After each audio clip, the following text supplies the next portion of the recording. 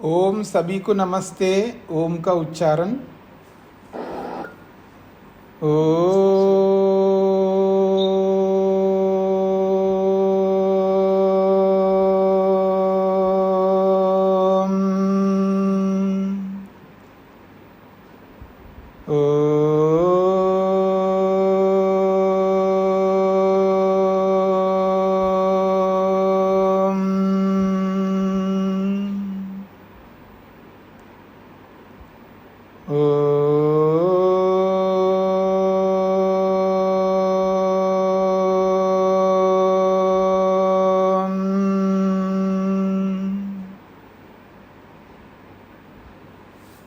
न्याय दर्शन की 270वीं कक्षा है।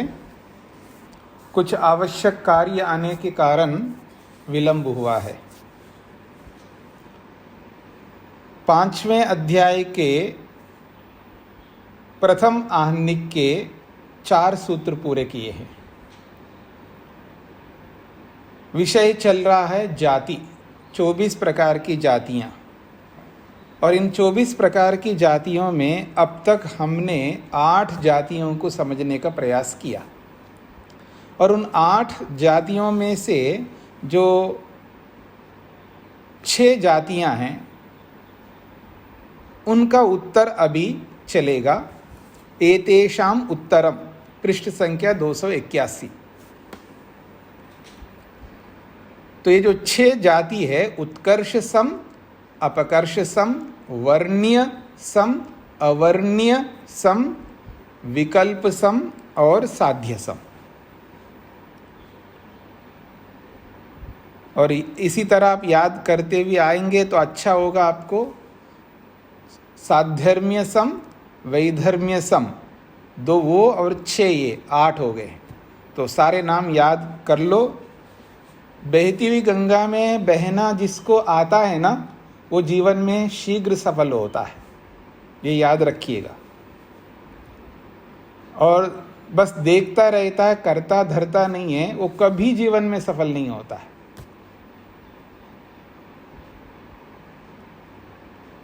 जो ये सोच रखता अब इसके बाद में करूंगा, उसके बाद में करूंगा, ऐसा जो सोच रखता है वो भी सफल नहीं होता है। सफल वही व्यक्ति होता है जो बस देखता है जहां पुरुषार्थ हो रहा है, बस वो भी करने लगता है। वो ना आओ देखता ना ताओ देखता है, बस सब पुरुषार्थ कर रहे हैं तो वो भी पुरुषार्थ करने लगता है। बस वो व्यक्ति जीवन में शीघ्र सफल होता है। किसी भी विषय में इस सिद्धांत को आप लागू कर सकते। व्यायाम करने के संदर्भ में हो, जल्दी उठने के संदर्भ में हो, जल्दी सोने के संदर्भ में हो, और समय पर खाने के संदर्भ में हो, धर्म करना हो, किसी भी कार्य को करने में आप देख सकते, किसी भी विषय में देख सकते हैं आप। इसलिए बहती हुई गंगा में बहते जाइए। कह रहे हैं किंचित साधर्म्यात् उपसंहार सिद्धेः वैधर्म्यात् अप्रतिषेध। मूलभूत सिद्धांत को सामने रखिएगा। ये जो जाति जो है वो किस आधार पर जाति बनती है? प्रतिज्ञा के बाद में जो हेतु दिया जाता है, उस हेतु को उस साध्य को सिद्ध करने के लिए जो हेतु दिया जाता है, हेतु और दृष्टांत इन दोनों के बीच में चल रहा है सारा। हेतु और दृष्टांत इन दोनों के बीच में सारा जो वाद है, ये दोनों के बीच में चल रहा है। हेतु के रूप में जो प्रस्तुत किया जाता है, और वो हेतु साध्य से जुड़ा हुआ है। वो हेतु साध्य से जुड़ा हुआ है। तो साध्य को सिद्ध करने के लिए जो हेतु दिया जाता है, वो हेतु यदि असत है तो वो साध्य को सिद्ध नहीं कर पाएगा, फिर वो जाति में परिवर्तित हो जाएगा। तो साध्य के धर्म और दृष्टांत के धर्म, साध्य के धर्म और दृष्टांत के धर्म, इन 2 धर्मों के बीच में यदि वैपरीत्य दिखा करके, भिन्नता दिखा करके जब खंडन किया जाता है, तब समझ लेना वो जाति है। और ये खंडन किस लिए किया जा रहा है? हेतु के कारण से। आधार वहाँ हेतु है।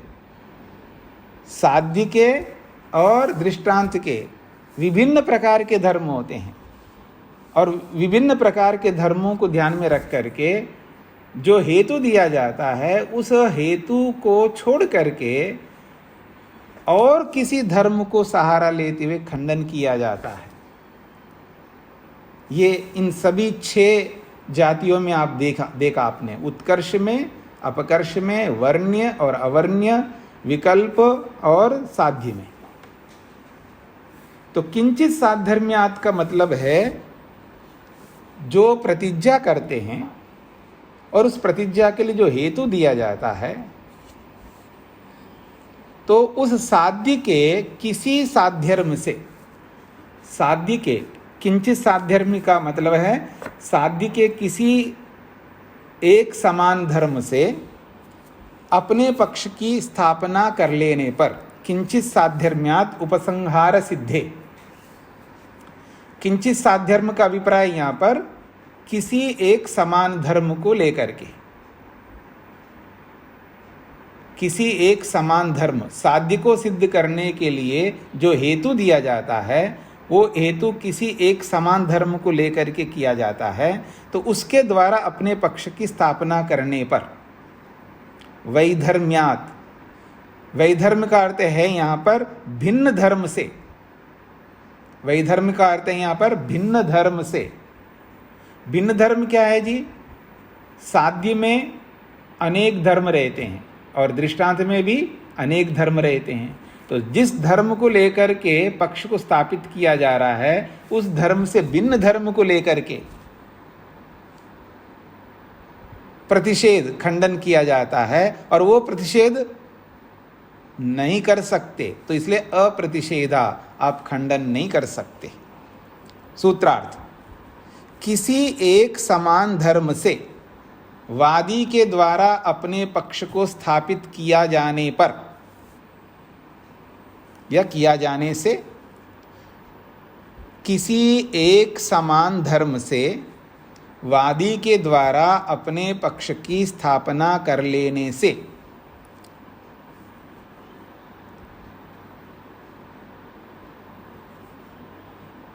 किसी एक समान धर्म से वादी के द्वारा अपने पक्ष की स्थापना कर लेने से प्रतिवादी के द्वारा, प्रतिवादी के द्वारा, प्रतिवादी के द्वारा किसी भिन्न धर्म से खंडन किया जाता है, प्रतिवादी के द्वारा किसी भिन्न धर्म से खंडन किया जाता है, वह खंडन नहीं बन सकता, वह खंडन नहीं बन सकता।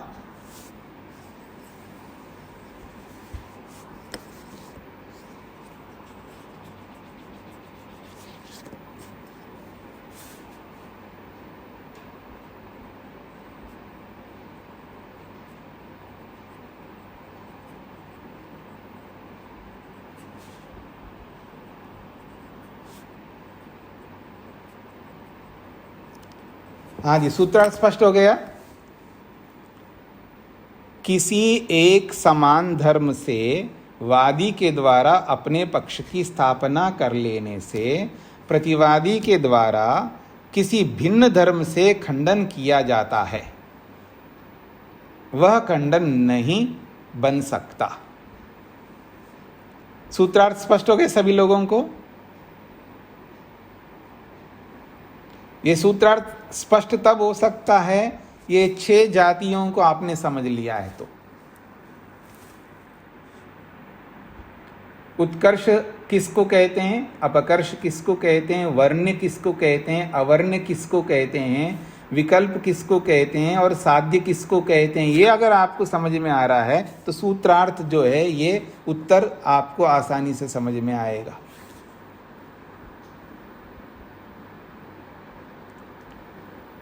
अब उत्कर्ष में क्या है? वादी ने अपने पक्ष की स्थापना किया और प्रतिवादी क्या करता है, किसी अन्य धर्म को लेकर के खंडन करता है। अच्छा, आप ढेले के समान आत्मा को क्रियावान मानते हो, तो ढेले में स्पर्श भी है तो आत्मा में भी स्पर्श मानो। खंडन किया है ना उत्कर्ष में।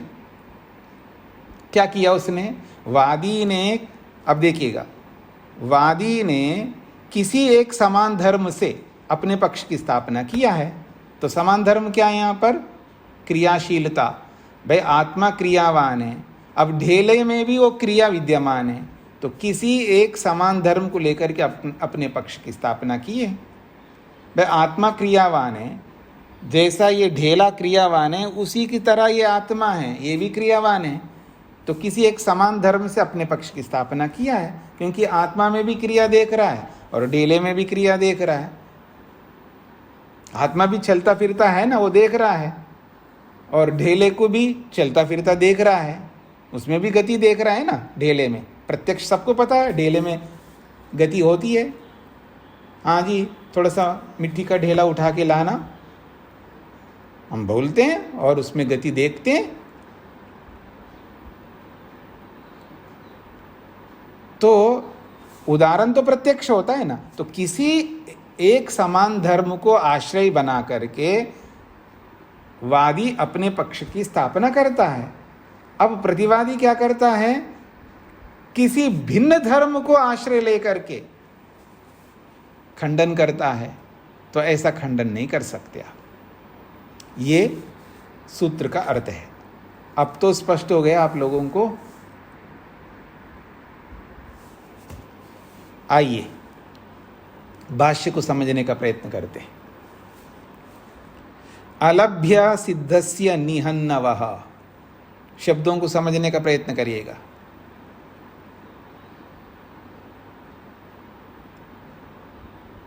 कई बार मैंने शब्दों को लेकर के भी आप लोगों को बोला था, और आज ही हम धर्मसूत्र पढ़ते हुए भी मैंने बोला है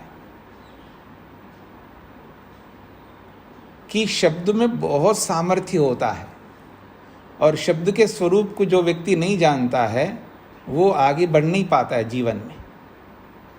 शब्द का जो स्वरूप है उसको समझना होता है व्यक्ति को। ईश्वर तक पहुंचने के लिए, लक्ष्य को पूरा करने के लिए, विवेक वैराग्य को प्राप्त करने के लिए, अपने जीवन में स्वर्ग को प्राप्त करने को चाह रखते हो, स्वर्ग को प्राप्त करना चाहते हैं कोई, उसके लिए, या मुक्ति को प्राप्त करना चाहते हैं उसके लिए व्यक्ति को शब्द के स्वरूप को समझना होगा। और जो शब्द के स्वरूप को नहीं समझता है वो लक्ष्य को नहीं प्राप्त कर पाएगा। ये मैं नहीं कहता, ये शास्त्र कहता है। इसलिए शास्त्र क्या कहते हैं, शब्द ब्रह्मणि निष्णातः परब्रह्मादि गच्छति। आपने उपनिषद पढ़े हैं। जो शब्द ब्रह्म में निष्णात है, जो शब्द के स्वरूप को, शब्द भी अपने आप शब्द को ब्रह्म माना है। शब्द अपने आप में ब्रह्म है। ब्रह्म का मतलब बहुत बड़ा, उसका बहुत महत्व है। इसको ऐरा गहरा नत्थु नहीं समझना आप शब्द को। शब्द ही हमें अर्थ तक पहुंचाता है, शब्द ही हमें परमात्मा तक पहुंचाता है। शब्द बहुत बड़ा साधन है, उसको इतना हल्के में मत लेना।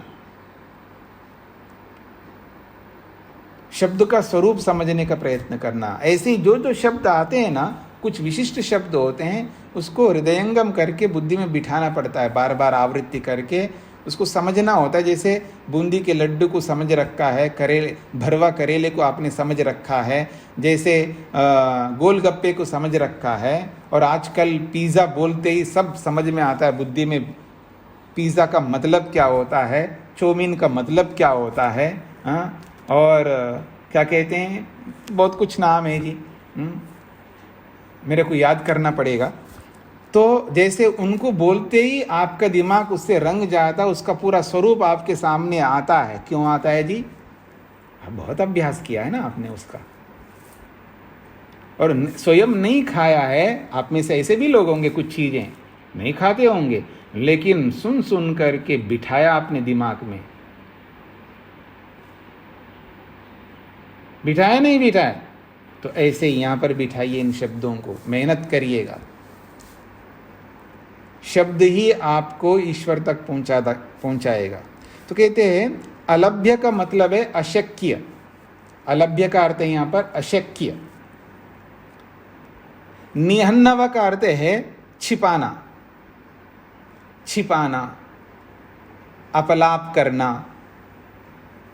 निहन्नव इसका अर्थ है छिपाना, अपलाप करना।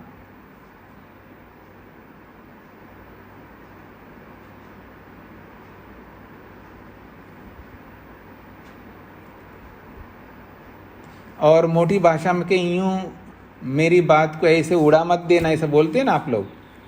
उड़ाने का मतलब है धूमिल कर देना, उसका कोई महत्व ही नहीं है, उसकी कोई उपयोगिता है। अरे मैं एक सन्यासी हूँ, मैं जब आपको बोल रहा हूँ, एक नियम बता रहा हूँ, आप मेरी बात को यूं उड़ा दिया, कोई तवज्जो ही नहीं दिया। इसको कहते हैं निहन्नव। तो निहन्नव का मतलब है यूं कोई मतलब बोल दिया, उस बात पर, उस पर कोई विश्वास ही नहीं कर रहे हैं, उसको ऐसे ही उड़ा दिया, उसको ऐसे दिमाग से हटा दिया आपने। इसको भी निहन्नव कहते हैं। या छिपाना, इसको भी निहन्नव कहते हैं। अपलाप, अपलाप का अर्थ है उड़ा देना मोटी भाषा में। तो कहते हैं सिद्धस्य निहन्नव अलभ्य। जो सिद्ध है, जो प्रत्यक्ष सिद्ध है, उसका अपलाप, निहन्नव अपलाप, अशक्य। अशक्य का मतलब, अलभ्य का मतलब अशक्य, नहीं कर सकते आप। सिद्ध बात को आप धूमिल नहीं कर सकते, उसको ऐसे ही उड़ा नहीं सकते आप। जो सिद्ध है, सिद्ध बात को आप ऐसे उड़ा नहीं सकते, सिद्ध बात को ऐसे छिपा नहीं सकते आप। या मैं ये कहूँ, सिद्ध बात को ऐसे हल्के में नहीं ले सकते आप। ये इसका अभिप्राय है। अब ऐसा कह करके क्या कहना चाह रहे हैं? उदाहरण कैसा होता है जी? सिद्ध होता है। उदाहरण कैसा होता है? सिद्ध होता है। किसके लिए सिद्ध होता है? लौकिक व्यक्ति के लिए भी और परीक्षक व्यक्ति के लिए भी। तो सिद्धम च किंचित साध्यर्म्यात् उपमानम। किसी सिद्ध को, किंचित का मतलब किसी सिद्ध को या किसी सिद्ध साध्यर्म से उपमानम, उपमान प्रस्तुत किया जाता है। जहाँ भी उपमान दिया जाता है तो किसी सिद्ध साध्यर्म को, किसी सिद्ध समान धर्म को लेकर के उपमान दिया जाता है। यथा यथा गौ तथा गवयः। तो गाय के किसी समान धर्म को लेकर के, गाय के किसी समान धर्म को लेकर के उपमान दिया जाता है। यथा गौ तथा गवयः, ऐसा जैसी गाय होती है वैसा ही नीलगाय होता है। अब गाय के किसी एक धर्म को लेकर के, चाहे गोत्र धर्म ले लीजिएगा आप गाय का, तो गाय के किसी एक धर्म को, समान धर्म को लेकर के हम गवय को, यानी गवय को क्या कहते हैं आप? नीलगाय, नीलगाय को आप समझते हैं। तो यहाँ किसी एक समान धर्म से, और वो समान धर्म ऐसे ही नहीं है, वो सिद्ध है किसी समान धर्म को लेकर के, तो वो सिद्ध है। तो उस समान धर्म कैसा होता है? वो सिद्ध है, वो उदाहरण में होता है। और उस समान धर्म जो सिद्ध है उसको लेकर के हम उपमान देते हैं। भाई जैसी ये गाय है ना, ये समझते हो ना आप, गाय कैसी होती है? ऐसा ही नीलगाय होता है। और ऐसे सिद्ध धर्म को आप ऐसे नहीं उड़ा सकते, ऐसे उसको हटा नहीं सकते, ऐसे आप छिपा नहीं सकते। भाई जो सिद्ध धर्म है गाय के अंदर, वो हमको नीलगाय में दिख रहा है, उसी के आधार पर उसको भी गाय के समान समझ रहे हैं, गाय जैसा समझ रहे हैं। अगर वो धर्म सिद्ध नहीं है तो हम कैसे समझाएंगे सामने वाले को?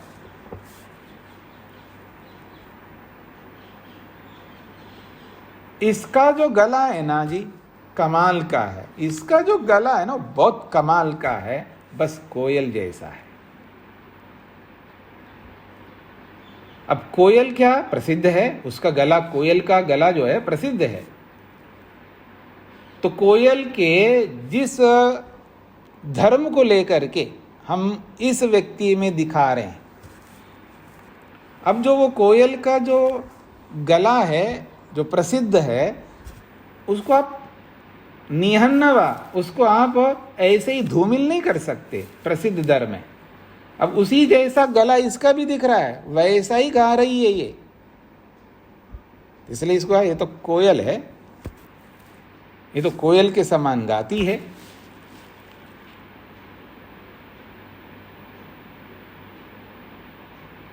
अब आप खंडन कैसे कर, अरे कोयल तो बहुत काली होता है, काला होता है, ये तो काला नहीं, तो बहुत गोरी दिख रही है। अब किसी और धर्म को लेकर के आप यूं खंडन करने लग जाओगे, ऐसा नहीं कर सकते आप।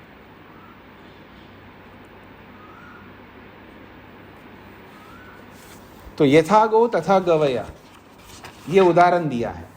इति, जब ऐसा दिया है, तत्र न लभ्यो गो गवयो धर्म विकल्पश्चोदयितुम, कहते हैं तत्र जो यथा गो तथा गवया ऐसा जो बोला गया है, उस उदाहरण में गो गवयो धर्म विकल्प, गाय और नील गाय में धर्म विकल्प तो होते ही हैं। यानी गाय में भी जिस धर्म को लेकर के हमने उदाहरण दिया है, तो गाय में और नील गाय में बहुत सारे धर्म होते हैं। तो गो गवयो धर्म विकल्प, उसमें बहुत सारे धर्म होते हैं, और उस बहुत सारे धर्मों को लेकर के किसी भिन्न धर्म को लेकर के चोदयितुम न लभ्या, सिद्ध करने के लिए समर्थ नहीं हो सकते आप। जिस धर्म को लेकर के बात कही जा रही है, बस केवल उसी धर्म को लेकर के आपको मानना चाहिए, और उनमें और भी बहुत सारे धर्म होते हैं, तो उन भिन्न धर्मों को लेकर के आप खंडन करने लग जाओ, ये उचित नहीं है। जैसे कि उत्कर्ष सम में बोला है, क्रियावान आत्मा लोष्टवत, ढेले के समान, तो ढेले में भी क्रिया है, वैसे इसलिए इसमें भी क्रिया दिखा रहे हैं। तो खंडन करने वाला, ढेले में तो ये भी धर्म है स्पर्श, तो आत्मा में भी स्पर्श मानो। जब ढेले के समान आप आत्मा को कह रहे हो, तो ढेले में क्रिया है, तो उस क्रिया को दिखा करके आपने आत्मा को क्रियावान माना है, तो ढेले में स्पर्श भी है, तो उसको ढेले के समान आत्मा को स्पर्श वाला भी मानो। तो हम एक धर्म को लेकर के सिद्ध करने के लिए चले थे, तो उसने एक धर्म बढ़ा दिया ना उसमें, साध्य में। उत्कर्ष का मतलब एक धर्म को बढ़ाना, तो ये भी मान लो। ऐसा आप नहीं कह सकते। बस जिस धर्म को हम दिखा रहे वो धर्म है या नहीं है, बस इतना ही देखो। बाकी धर्म है नहीं, हमें उससे कोई लेना देना नहीं है। हम जो धर्म बता रहे वो धर्म मिल रहा है नहीं मिल रहा है, मिल रहा है, बस इतना ही तक रहो। और अन्य धर्म को लेकर के आप खंडन करने लग जाओ, ये बात नहीं बन सकती। ये कहना चाह रहे। स्पष्ट हो गया? एवं इस प्रकार से साधके धर्मे दृष्टांतादि सामर्थ्य युक्ते न लभ्या साध्य दृष्टांतयोर धर्म विकल्पाद वैधर्म्यात् प्रतिषेधो वक्तुम इति।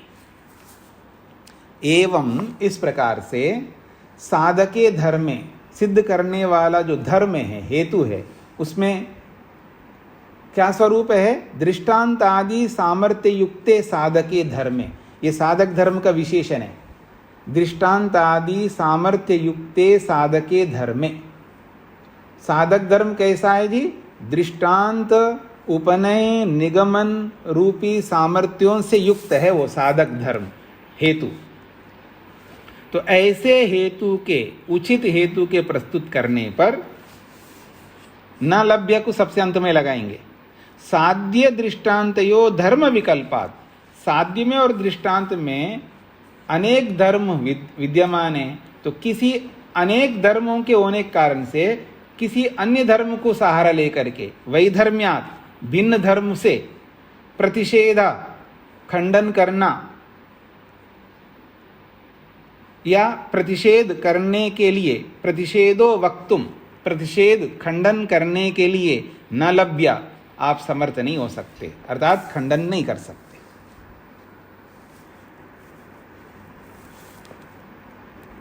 पंक्ति लग गई जी।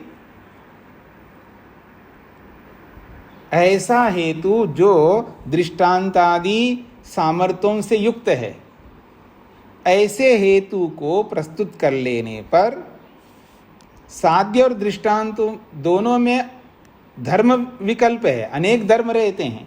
तो दूसरे धर्म को, वैधर्म्यात् का मतलब है किसी भिन्न धर्म को लेकर के प्रतिषेध करने के लिए न लभ्य, आप समर्थ नहीं हो सकते, अर्थात आप प्रतिषेध नहीं कर सकते।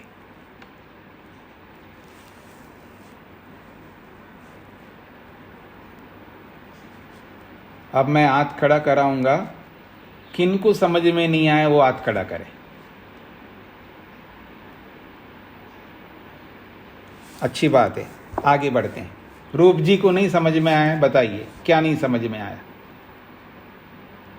स्वामी जी, ये जैसे साध्य और दृष्टांत में जो जो धर्म है दोनों के, तो उसके मतलब दृष्टांत के विपरीत धर्म को वो प्रस्तुत करता है प्रतिवादी, और मतलब जो धर्म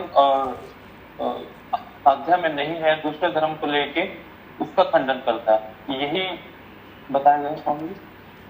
ऐसा है, जब हम दृष्टांत देते हैं तो दृष्टांत में जो धर्म हम दिखाना चाहते हैं उस धर्म को देख करके हम अपने पक्ष को सिद्ध करते हैं। अब दृष्टांत में भी बहुत सारे धर्म होते हैं, और भी जिन धर्मों को हम दिखाना नहीं चाह रहे हैं, भाई जो धर्म दिखाना चाह रहे दृष्टांत में, क्या वही धर्म, एक ही धर्म रहेगा क्या? दृष्टांत में और भी धर्म रहते हैं, और धर्मों से हमें कोई लेना देना नहीं है। हमको जो धर्म दिखाना वो धर्म दृष्टांत में है या नहीं है, तो उसी के समान हमारा साध्य है। तो दोनों में समानता है, इसका एक ऐसा हम सिद्ध करना चाहते हैं। और दूसरा खंडन करने वाला कहता दृष्टांत में ये भी धर्म है, ये भी धर्म है, तो अगर उसके समान, दृष्टांत के समान आपका साध्य है तो दृष्टांत में ये भी धर्म है, उनको भी मानो। ये एक पक्ष है। अब इसका उल्टा पक्ष बताऊंगा।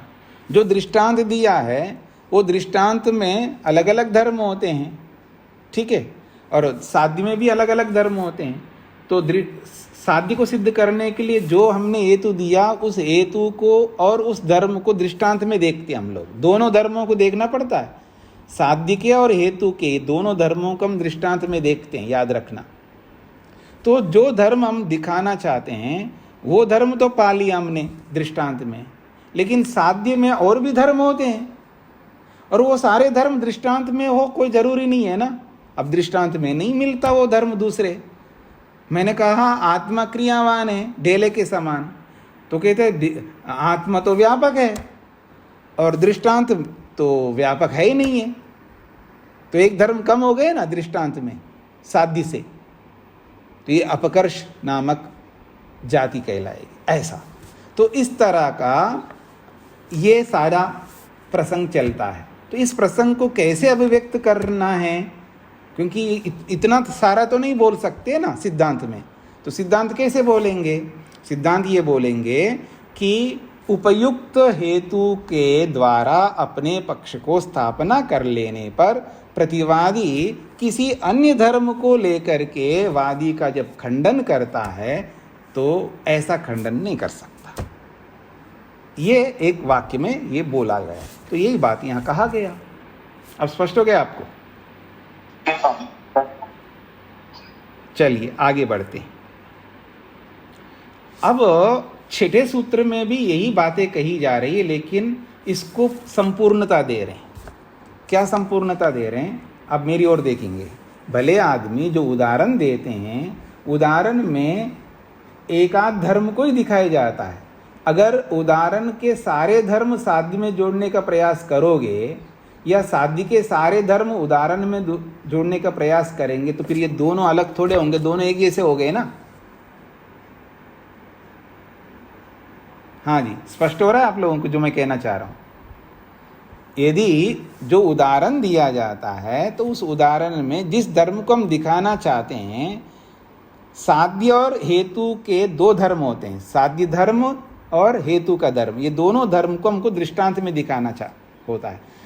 तो पर साध्य में भी और भी बहुत सारे धर्म होते हैं, दृष्टांत में भी बहुत सारे धर्म होते हैं। तो जो दिखाना है उसके अतिरिक्त और धर्मों को भी दिखवाने की आप चेष्टा करोगे तो फिर साध्य में और दृष्टांत में क्या अंतर हुआ? दोनों एक जैसे बन जाएंगे, तो फिर दोनों असिद्ध हो जाएंगे। फिर या तो दोनों असिद्ध हो जाएंगे या दोनों सिद्ध हो जाएंगे। जब दोनों सिद्ध हो जाएंगे तो फिर सिद्ध क्या करना है, वो तो पहले से सिद्ध है। इसलिए ऐसी बचकानी बातें नहीं कर सकते हो, इसी बचकानी बात को ही जाति कह रहे। अब इसी बात को स्पष्ट करने के लिए छठा सूत्र है, साध्याति देशात दृष्टांतोपत्ते है।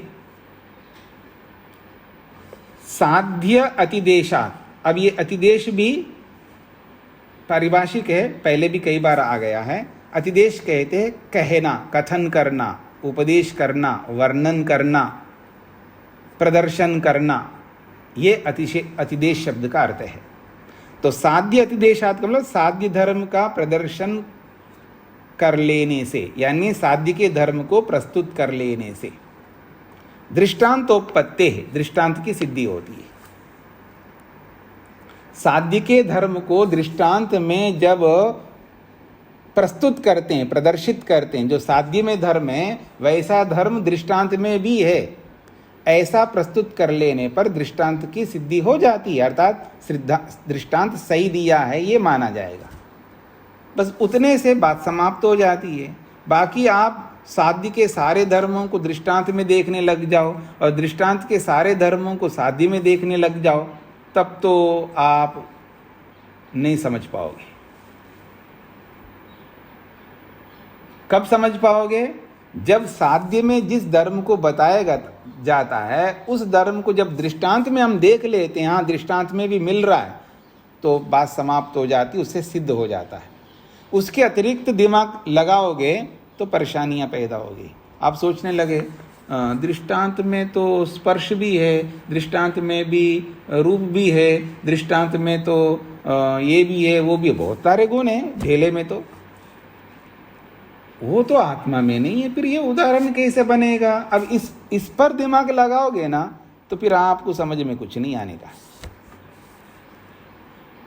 अब उल्टा बताता हूँ, दृष्टांत में तो बात समझ में आता है, दृष्टांत तो एक ही जगह रहता है, वो हिलता डुलता है एक जगह रहने के कारण से, लेकिन साध्य तो ऐसा नहीं, वो तो हिलता डुलता नहीं, वो तो सब जगह रहता है। फिर इस दृष्टांत के समान कैसे मानेंगे इस साध्य को? तो भी परेशान हो जाओगे, बात समझ नहीं पाएंगे आप। दृष्टांत के सारे धर्मों को साध्य में देखने लग जाओगे तो आप रास्ते से भटक जाओगे, और साध्य के सारे धर्मों को दृष्टांत में देखने लग जाओगे तो भी आप रास्ते से भटक जाएंगे। ठीक है जी? तो वो हमको रास्ते से भटकना नहीं है। साध्य में जो धर्म बताया गया है उस धर्म को हेतु के साथ साथ दृष्टांत में हमको देखना है। हेतु के साथ साथ मिल गया, बस लक्ष्य की पूर्ति हो जाएगी। हाँ जी, अब आगे बढ़ूं मैं? चलिए, ये हो गए जी आपके 6 जातियों का उत्तर। पहले 2 जातियों का उत्तर हो चुका है, 8 जातियां, और 8 जातियों के उत्तर मिल गया है। अब आगे बढ़ते हैं अगली जातियों के लिए।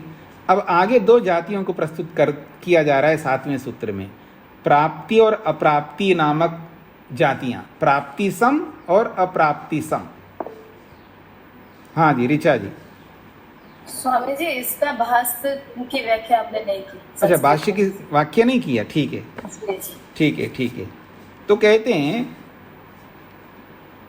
दृष्टांत कैसा होता है उसको समझाया जा रहा है भाष्य में। यत्र लौकिक परीक्षकानां बुद्धि साम्यम, जहाँ लौकिक और परीक्षक दोनों की जो बुद्धि है, ज्ञान है, वो समान एक जैसा रहता है।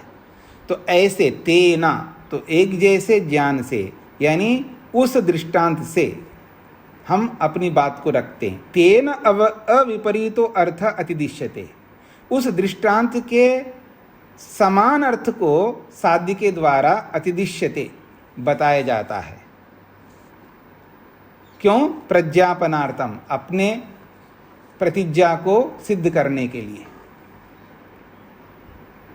दृष्टांत कैसा होता है जी? लौकिक और परीक्षक इन दोनों की बुद्धि एक जैसी रहती है दृष्टांत के संदर्भ में। तो उस दृष्टांत के द्वारा तेन अविपरीत अर्था, उस दृष्टांत के अनुकूल अर्थ को ही अतिदिश्यते बताया जाता है साध्य के द्वारा। क्यों? प्रज्ञापनार्थम, अपने पक्ष की सिद्धि के लिए। एवं साध्याति देशात दृष्टांते, इस प्रकार से साध्य के धर्म को दृष्टांत में अतिदेश करने के कारण से दृष्टांते उपपद्यमाने, दृष्टांत जो है सिद्ध माना जाता है, अर्थात हमने दृष्टांत सटीक दिया ऐसा माना जाता है। फिर ऐसे दृष्टांत को साध्यत्वम अनुपन्नमिति, फिर उस दृष्टांत को ही सिद्ध करने की बात आप कहोगे तो ये बात नहीं बन पाएगा। दृष्टांत को ही साध्य नहीं बना सकते आप।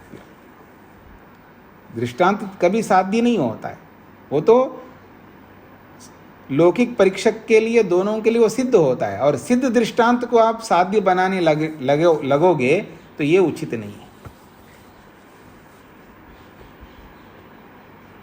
स्पष्ट हो रहा है जी?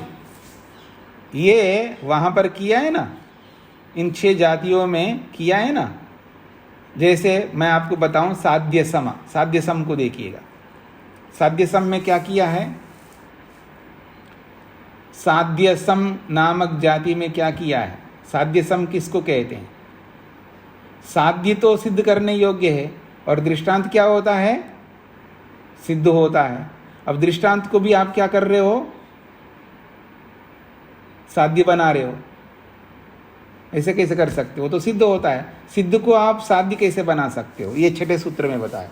अब ऐसा भी कह सकते हो साध्य सम नामक जाति का उत्तर 6ठा सूत्र है और बाकी 5 जातियों का उत्तर 5वां सूत्र है। ऐसा आप समझ सकते हो। लिख लीजिएगा, आप भूल जाएंगे फिर।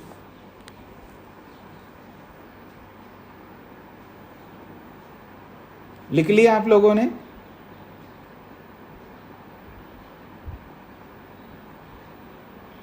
आगे बढ़ूं? जी स्वामी जी, फिर से कहे 5वां और 6वां सूत्र में लिख नहीं पाया। आप सुन रहे हैं ना मेरी बात को? मैं इतना बोल रहा हूं तो आपको सुनना चाहिए। मैं ये कह रहा हूं 5वां सूत्र 6 जातियां बताई। 6 जातियों में से उत्कर्ष से लेकर के विकल्प सम नामक इन 5 जातियों का उत्तर 5वां सूत्र है और अंतिम जो साध्य सम जाति है उसका उत्तर 6ठा सूत्र है।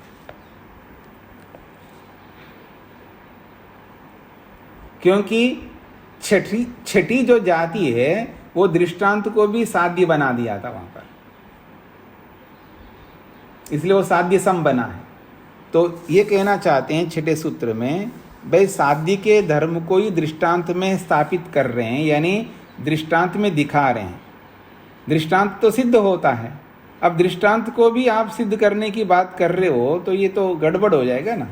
दृष्टांत को सिद्ध नहीं किया जा सकता, तो सिद्ध होता है।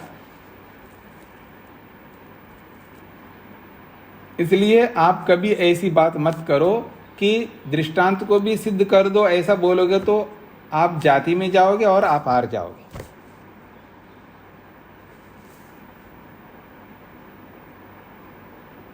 बातचीत करते समय ये त्रुटि करते हैं लोग।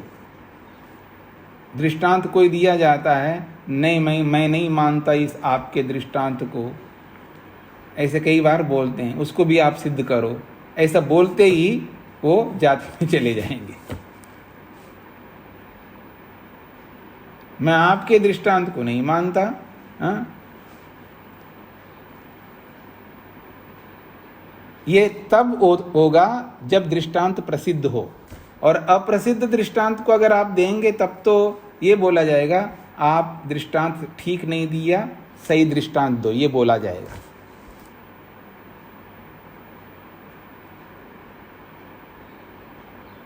स्पष्ट हो रहा है मैं जो कहना चाह रहा हूं? ये सारी बातें हो चुकी हैं, पहले पढ़ चुके हैं आप सब लोग। चेतन जी को क्या पूछना है? स्वामी जी जो बोलते हैं जी दृष्टांत तो समझाने के लिए होता है, तो वो मतलब प्रसिद्ध के लिए है, ऐसा कहना। अब आप क्या नई बात पूछना चाह रहे हैं जी? स्वामी जी कई बार बीच में आता है ना, कोई वर्णन कर रहा होता है, बोला जी दृष्टांत तो समझाने के लिए होता है। अब ये आप इधर उधर की बातें क्यों करते हो? आप जो न्याय दर्शन में जिसको दृष्टांत कहते हैं, और वो दृष्टांत प्रतिज्ञा और हेतु को सिद्ध करने के लिए दिया जाता है। तो बोलचाल में मैं आपको उदाहरण देता हूँ, वहाँ कौन सा वाद चल रहा है? वाद प्रतिवाद चल रहा है क्या वहाँ पर? उसकी बात को यहाँ क्यों ला रहे हो आप? ठीक है स्वामी, धन्यवाद जी। अब यहाँ पर वाद में या जल्प में या वितंडा में जो दृष्टांत के रूप में प्रस्तुत करते हैं, जो भी, वो कैसा होना चाहिए? क्या ये आपको मेरे को बताना चाहिए? ये तो पढ़ चुके हैं ना पीछे आप लोग। भाई दृष्टांत क्या होता है ये मेरे को बताना चाहिए क्या? पढ़ चुके हैं। फिर भी एक बार यहाँ पर बता दिया। देखो यहाँ पर इन्होंने एक पंक्ति में, यत्र लौकिक परीक्षकानां बुद्धि साम्यम, जहाँ लौकिक और परीक्षकों का बुद्धि एक जैसी बनी रहती है, उसको दृष्टांत कहते हैं। इसके बाद भी अगर आप प्रश्न मेरे से करोगे दृष्टांत के बारे में, तो फिर मैं क्या समझूंगा आप लोगों को? इसलिए थोड़ा सा मेहनत करिएगा, पुरुषार्थ करिएगा, इतने ऐसे मत चलिएगा। मैं ये कहना चाहूँगा, मैं आपको कोई डरा नहीं रहा हूँ। फिर जी कोई प्रश्न ही नहीं पूछ सकता, प्रश्न पूछते तो यही कहेंगे मेरे को, आपको ये करना चाहिए वो करना चाहिए। मेरा ये अभिप्राय नहीं है, मत डरिएगा। पर प्रश्न करने की भी एक योग्यता हासिल करनी होती है। वो योग्यता हासिल करके प्रश्न करना चाहिए, ये मेरा कहने का अभिप्राय है। देखिए मेरे को सिखाना ही ना आप लोगों को। अगर मैं नहीं सिखाऊंगा तो फिर कौन सिखाएगा आपको? मतलब अध्यापक क्या करता है? जिस विद्या से संबंधित त्रुटियां होती हैं, उन त्रुटियों को अध्यापक विद्यार्थियों को सिखाता है। मैंने क्या कहा है उस पर ध्यान दीजिएगा। मैंने ये प्रतिज्ञा नहीं की आपको कुछ नहीं आता, मैं सब चीज़ें सिखा रहा हूँ मैं आपको। मेरा यह अभिप्राय तो नहीं है ना। मेरा अभिप्राय है जिस विद्या को हम प्राप्त कर रहे हैं, उस विद्या से संबंधित जो त्रुटियां हम करते हैं, उन त्रुटियों को कौन सिखाएगा?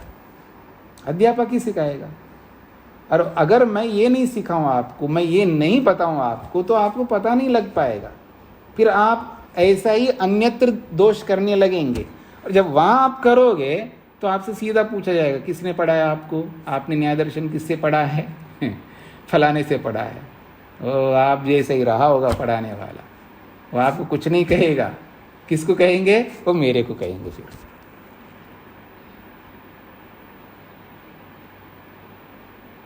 तो इन सारी स्थितियों को सामने रखते हुए मैं आप लोगों को बार बार आपकी भाषा में टोकना कहेंगे, वो इसलिए टोकता हूँ मैं, इसलिए बताता हूँ मैं आपको। इसलिए आप सबको और मेहनत करना है, और सावधान रहना है, और पूछने की योग्यता को भी प्राप्त करना है।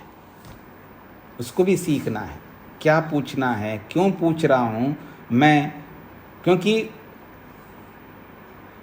मेहनत किए बिना भगवान से आप प्रार्थना करोगे, मेहनत किए बिना ही भगवान से प्रार्थना करोगे, तो आप बताइएगा कि वो प्रार्थना सफल होती है? तो आप सबको पता है। ऐसे ही यहाँ समझ लेना, आप मेहनत करिए, फिर भी नहीं समझ में आता है, अवश्य पूछिएगा। एक बार नहीं, 10 बार नहीं, 100 बार पूछिएगा, मैं बताऊंगा। लेकिन जब मेरे को पता लग रहा है आप मेहनत ही नहीं कर रहे हो, फिर तो मेरे को कहना ही होगा ना आप लोगों को। नहीं तो सारा मेहनत मेरे से करवाओगे तो फिर आप करोगे क्या?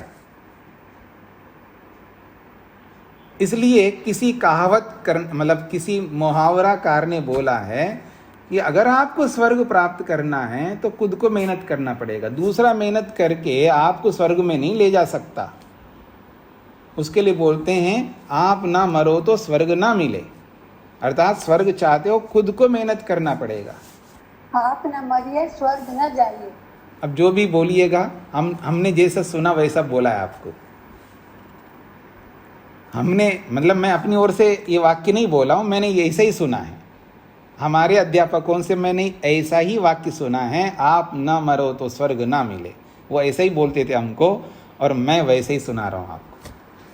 तो इसका अभिप्राय ये है, अगर आपको स्वर्ग चाहिए तो आपको मेहनत करना। अगर आप समाधि लगाना चाहते हैं तो आपको खुद को मेहनत करना होगा।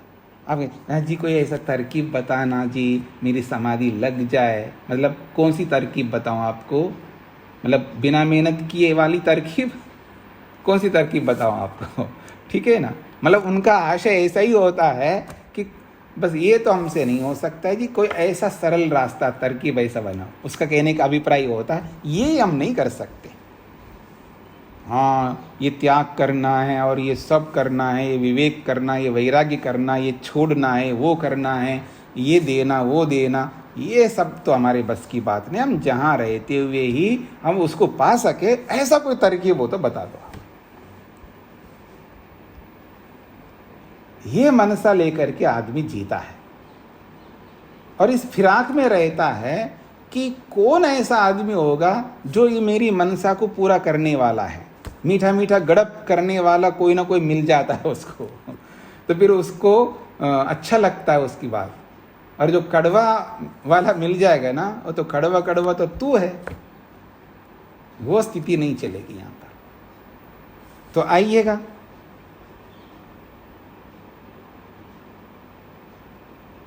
आगे कहाँ बढ़ना था हमको? अच्छा, समय आपका हो रहा है, आज तो हम देर से शुरू किया था। किसी कुछ पूछना हो तो पूछिएगा इनके बारे में, ये सारी जातियां समझने का प्रयत्न करिएगा। हाँ जी, माता जी को क्या कहना है?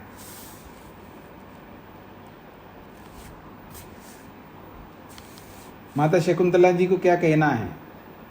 स्वामी जी प्रणाम जी। आपादन का क्या अर्थ है? आपादन, आपादन कहाँ से बोल रहे हैं आप?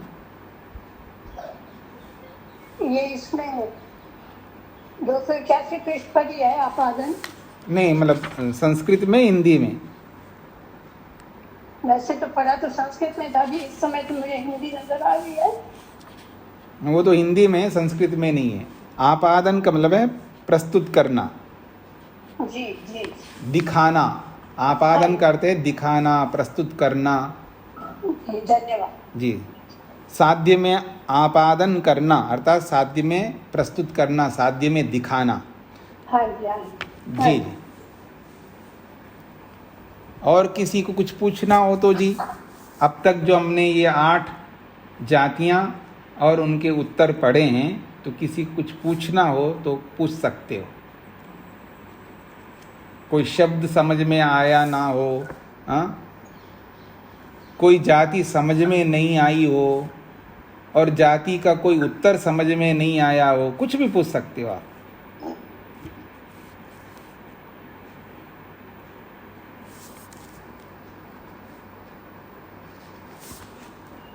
तो आप लोग आवृत्ति करके आ रहे हैं, मेहनत कर रहे हैं, पीछे की सारी बातों को समझ रहे हैं। आवृत्ति तो बहुत करती हूँ। माता जी माइक बंद करिएगा, मैं आपसे नहीं पूछ रहा हूँ, मैं सबसे पूछ रहा हूँ। हाँ जी, अनिल जी क्या पूछना है जी? स्वामी जी नमस्ते। जी स्वामी जी, अपकृष्ट समाधि में जो वादी है वो तो आत्मा की बात कर रहा है, लेकिन प्रतिवादी परमात्मा की बात कर रहा है, तभी तो वो दिखाकर जो उसको गुण को कम कर रहा है, अपकृष्ट कर रहा है। देखिए, वहाँ तो बोला नहीं है ना ये आत्मा है परमात्मा है, ये नहीं बोला गया, तो उसमें आपको नहीं जाना है। उसमें बस जब अपकर्ष में ये दिखा रहा है कि ये तो ढेला तो अविभू है, इसका मतलब है वो प्रतिज्ञा वाली आत्मा को विभू मान करके चल रहा है। अब वो आत्मा विभू आत्मा जीवात्मा के लिए है या परमात्मा के लिए, इस झगड़े में मत जाइएगा। बस कहा आत्मा है, वो विभू मान करके चल रहे हैं। देखिए, प्रतिज्ञा कोई भी हो सकती है, विभू आत्मा को लेकर के हो सकती है, एक देशी आत्मा को लेकर के हो सकती है। तो जब दृष्टांत में जो धर्म नहीं देख रहा है वैसा ही प्रतिज्ञा को मनवाना चाह रहा है, इसका मतलब प्रतिज्ञा कौन है वहां पर? वो व्यापक है। बस इतना ही हमको देखना है। हमें दोष पकड़ने का प्रयत्न करना, हमें सिद्धांत क्या रखा जा रहा है वो नहीं देखना। ठीक है ना जी। जहाँ सिद्धांत देखना हो वहाँ वो भी देखेंगे, वो एक अलग विषय रहेगा। पर यहाँ पर वादी जो प्रस्तुत करता है उसके विरुद्ध प्रतिवादी जो प्रस्तुत करता है, और उस प्रस्तुतिकरण में दोष कौन कहाँ कर रहा है उसको पकड़ने का प्रयत्न करना है। हाँ जी, मधु जी। स्वामी जी नमस्ते। जी। स्वामी जी मुझे केवल एक शब्द का अर्थ मैंने नोट करा है, अतिदिष्ट, और इसका दृष्टांत है क्या? और क्या कहाँ कौन सा शब्द पढ़ा? अतिदिष्ट हिंदी में है, जहाँ साधारण परीक्षक जनों का बुद्धि सामने हो उन्हें अनुकूल अर्थ अतिदिष्ट होता है। अतिदिष्ट का मतलब है कथन करना, प्रस्तुत करना। अच्छा, धन्यवाद स्वामी जी। हाँ, अल्पना जी को क्या कहना है? नमस्ते स्वामी जी। स्वामी जी, जो वर्ण्य सम जाति है उसमें भी दृष्टांत जो है वो साध्य के समान हो गया, और ऐसे ही साध्य सम में भी वही हो गया कि दृष्टांत साध्य के समान असिद्ध हो गया। तो इन दोनों में अंतर कैसे करेंगे स्वामी जी? देखिए, वहाँ पर वर्ण्य अवर्ण्य में इसके उसमें लेकर के वहाँ प्रस्तुत करना मुख्य, वहाँ पर साध्य के रूप में नहीं बताया जा रहा है। वहाँ पर यहाँ तो साध्य बताया जा रहा है, सिद्ध करने योग्य बताया जा रहा है। तो सिद्ध करने योग्य अलग चीज है, वहाँ उस जैसा है बताना अलग है। ये भी उसी जैसा है, या तो इसके समान मान लो या उसके समान मान लो, तो वो उस जैसा है, यानी वहाँ पर वर्णन करने योग्य, यानी ये भी वर्णन करने योग्य है। यहाँ वो नहीं बताया जा रहा है। आप देखिएगा पीछे साध्य सम नामक में, यदि यथा लोष्ट तथा आत्मा तर्हि प्राप्ता यथा आत्मा तथा लोष्ट, उदाहरण आप देखेंगे ना, तो यहाँ पर साध्य बनाया जा रहा है। साध्यश्च अयम आत्मा क्रियावान इति कामम लोष्टोपि साध्य। जब आत्मा साध्य है तो ढेले को भी साध्य बना सकते, क्योंकि जैसा आत्मा वैसा ढेला, और जैसा ढेला वैसा आत्मा। जब आत्मा साध्य है तो फिर ढेला भी साध्य है। तो यहाँ साध्यत्व की प्रधानता है, इसलिए इसको साध्य सम बताया। अब वर्ण्य अवर्ण्य में देखिएगा, वर्ण्य अवर्ण्य में ये बोला है ख्यापनीयो वर्ण्य विपर्याद अवर्ण्य। ख्यापनी का मतलब है वर्णन करने योग्य को वर्ण्य कहते हैं। वर्णन का मतलब है जो धर्म को प्रस्तुत करना है, हमको जिस साध्य के धर्म को प्रस्तुत करना है वो असिद्ध है, उसका वर्णन करना है। और विपर्याद अवर्ण्य, जिसका वर्णन नहीं करना है। तो वर्णन किसका करना है? साध्य का करना है हमको, क्योंकि साध्य को सिद्ध करना है, इसलिए उसको हम प्रस्तुत करते हैं, उसका वर्णन करते हैं। और दृष्टांत क्या होता है? उसका कोई वर्णन नहीं करते हैं, वो तो अवर्ण्य है, वो सिद्ध है। तो यहाँ वर्ण्य का मतलब है सिद्ध और अवर्ण्य का मतलब है असिद्ध, यह है। लेकिन वर्ण्य अवर्ण्य में वो दृष्टि है कि साध्य दृष्टांत धर्मो विपर्यस्यता वर्ण्य अवर्ण्य समो भवता। साध्य और दृष्टांत इन दोनों के धर्मों को उल्टा करना, यहां उल्टा किया जा रहा है। परिभाषा में देखेंगे ना, तो एतो साध्य दृष्टांत धर्मो ख्यापनीयो वर्ण्य। वर्ण्य किसको कहते हैं? ख्यापनीय, वर्णन करने योग्य, बताने योग्य है। और विपर्याद यानी न बताने योग्य, अख्यापनीय, वो अवर्ण्य है। तो ये दोनों कौन होते हैं? तो एक साध्य होता है और एक दृष्टांत होता है। तो तौ एतो साध्य दृष्टांत धर्मो, ये जो वर्ण्य और अवर्ण्य जो है ये साध्य और दृष्टांत के धर्म है। वर्ण्य जो धर्म है वो साध्य का है और अवर्ण्य जो धर्म है वो दृष्टांत का है। तो इसलिए कह रहे हैं तौ एतो साध्य दृष्टांत धर्मो, ये वर्ण और अवर्ण जो धर्म है ये साध्य और दृष्टांत के धर्म बनते हैं। और इन दोनों धर्मों को विपर्यस्यता, इन दोनों को उल्टा करने से वर्ण और अवर्ण सम बन जाते हैं। दोनों में थोड़ा थोड़ा ही अंतर रहेगा ना। जैसे अविद्या तो अविद्या है, लेकिन थोड़े थोड़े अंतर से जो है वो नाम बदल जाते उसके। जैसे आक्रोश है, द्वेष है, ठीक है ना। आक्रोश अलग होता है, द्वेष अलग होता है, तो दोनों ही एक ही जाति के हैं, लेकिन थोड़ा थोड़ा अंतर होता है। ऐसे कई अंतर बन जाते हैं। तो ऐसे ही इन जातियों में अब 24 जाति बनाना है तो कुछ ना कुछ तो जाति तो सब जाति के रूप में भी देखे, जाति को भी जाति के रूप में देखोगे तो सब में एक समानता है, लेकिन थोड़ा थोड़ा अंतर सब में है। तो इसलिए वो जो परिभाषाओं को हम ध्यान में देखेंगे तो वो थोड़ा सा अंतर जो है दोनों में दिखाई देगा, उससे हमको जो संशय उत्पन्न होता है वो समाधान हो जाएगा।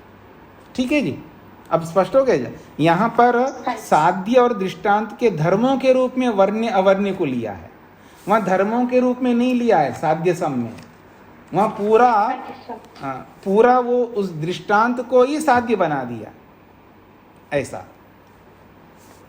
यानी धर्मयुक्त उस पदार्थ को ही साध्य बना दिया, और वर्ण्य वर्ण में केवल धर्म को साध्य बना दिया। ये अंतर है। अभी तो कई लोग प्रश्न हाथ खड़ा किए हैं। अजीत जी को क्या कहना है? जी स्वामी नमस्ते जी। छठे सूत्र में ये लौकिक परीक्षा का नाम बुद्धि साध्यम, तो क्या बुद्धि सामान्य भी दो व्यक्तियों की हो सकती है, वो सिद्धांतों के परिप्रेक्ष्य में, दृष्टांतों के परिप्रेक्ष्य में, या वो पहले भी समान बुद्धि हो सकती है? आप पता नहीं कहाँ से कहाँ पहुँचा रहे हो आप अपने आप को। आप गलत डायरेक्शन में क्यों जाते हैं? यहाँ ये बोला जा रहा है जो उदाहरण दिया है उस उदाहरण को पढ़ा लिखा स्कॉलर भी समझता है और उस उदाहरण को साधारण आदमी भी समझता है। उस उदाहरण संदर्भ में दोनों की बुद्धि एक जैसी है। जी मैं यही जानना चाह रहा था, मेरी भ्रांति हुई थी इसमें। जी बस यही कहना चाह रहे हैं वो। जी धन्यवाद। जी। संतोष जी को क्या पूछना है? नमस्ते स्वामी जी। कल अमावस्या में ये पूछती थी कल की छुट्टी है? हाँ बिल्कुल, कल अमावस्या है तो कल कुछ छुट्टी है जी, अवकाश है कल। धन्यवाद जी। जी। माता शकुंतला जी ने फिर हाथ खड़ा किया, फिर क्या कहना है जी आपको? माइक खोला नहीं आपने? अच्छा, नहीं कहना है, ठीक है। तो इसको यहीं पर विराम देते हैं जी। ओम शांति शांति शांति ही। तो माता जी ने पूछ लिया था तो सबको पुनः बोल देता हूँ, कल अवकाश रहेगा।